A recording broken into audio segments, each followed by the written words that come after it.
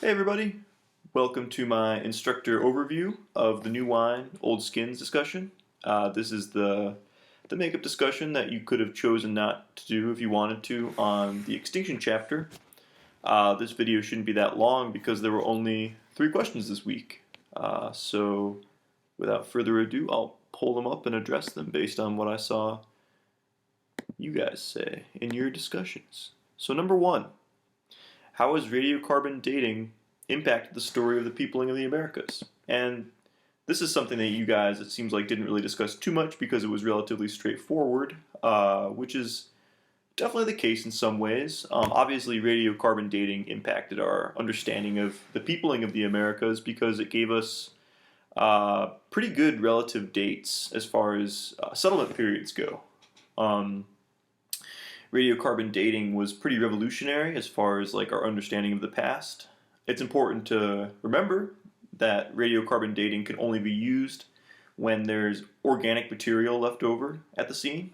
It can be like wood that's been burned or bone or just anything that was once living. So it's important to think about that. If you have just lithics, you can't date a site.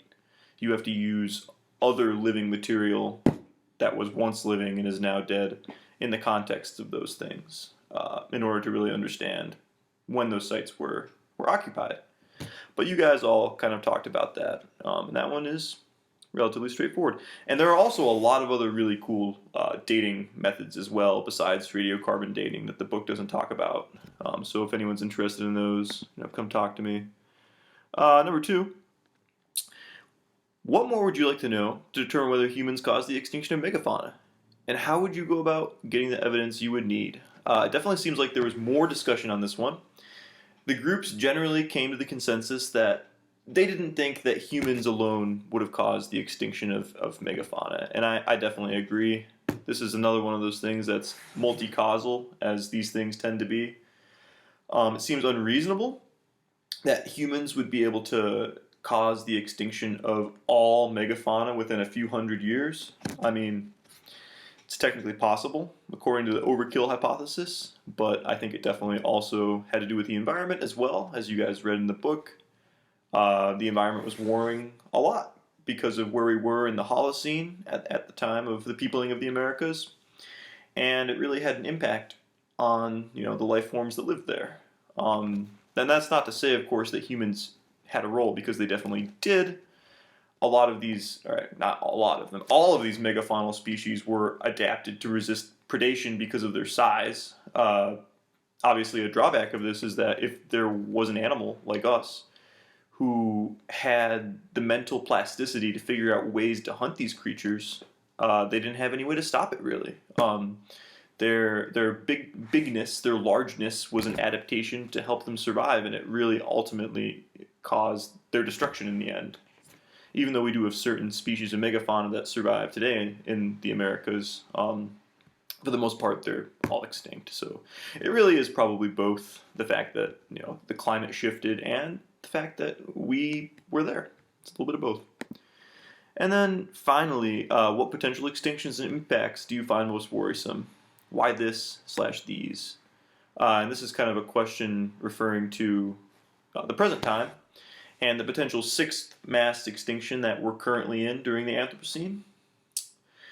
Almost all of the groups, strangely enough, or maybe not strangely, but kind of interestingly, talked about the disappearance of bees. I think 4 out of the 5 groups talked about that, which is really good because bees are a keystone species that a lot of other life forms depend on for their existence. And we know that honeybees are disappearing at a really quick rate because of the pesticides we use, like neonicotinoids, and also just because of our harvesting practices in the agricultural industry.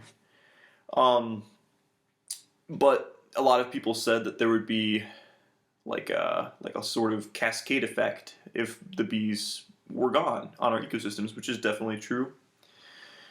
A lot of people, or at least 2 of the 5 groups that participated in this discussion, talked about recreation and how that might change. That's definitely something that's impacted as well. We won't be able to do as many of the things that we did previously. Like if anyone likes to ski or snowboard, I know you can't really do that as much in Ohio, but we're going to have warmer winters. Not going to be able to do that as much. That's kind of at a recreational level, but ultimately a lot of things are probably going to change and already are changing because of the climate crisis that we're facing. We just had the worst year for forest fires on the West Coast on record, and we're continuously facing these localized climate disasters at an ever increasing basis. We're having more hurricanes every year that are more intense, and I think that it's highly possible that we'll face even more extreme climatic events as we continue along the path that we're going right now. So that's definitely something to keep in mind as you go forward in whatever field you end up studying, in whatever career path you end up taking. Keep in mind the environment, because we only have one place to live, and that's part of the reason why I do the research I do. So once again, if you guys are interested in this, please come to my office hours and talk to me about it, because I get bored, just sitting on my computer and not doing anything. So that's it pretty much for this week. Thank you to everyone who participated in this discussion, and I look forward to reading your essays this week. Have a good week. Thank you.